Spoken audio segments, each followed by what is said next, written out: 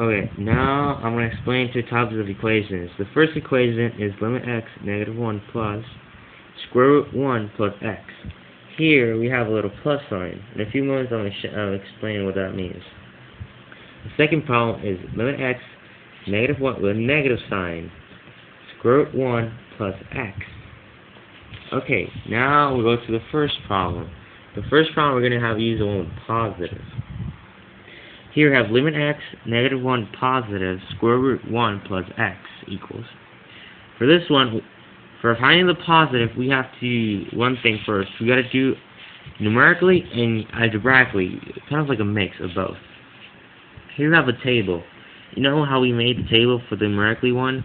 Where we got to put the three numbers less than -1 and three numbers bigger than -1. In this occasion, we're using the positives, since the sign is positives. We'll use the three numbers bigger than -1, which will be -0.9, -0.99, and -0.999. So, now we use the algebraically method. We substitute the 0.9 inside the 1 equals square root 0.1 equals 0.316. For the second one, we have 1 minus 0.99 equals square root 0.01 equals 0.1. Here we have square root 1 minus 0.999 equals square root 0.001 equals 0.031. So we just put the results in the table, and if we see the cluster for the positives, here this is the positives. We seem to have they tend to be moving to the 0 around here. So the cluster will be 0. And that's how you solve the first one, -1 with a positive sign. The second problem is not the same.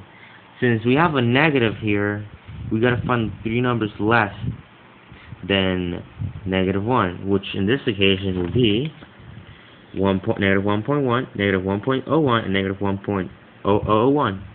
As you see here, the negatives. So we just put it back with the algebraic method inside here, and we seem to have a negative inside the square root. We can never have a negative inside a square root. Thus, this does not exist. So there will be no cluster anything. This cluster, this limit does not exist at all.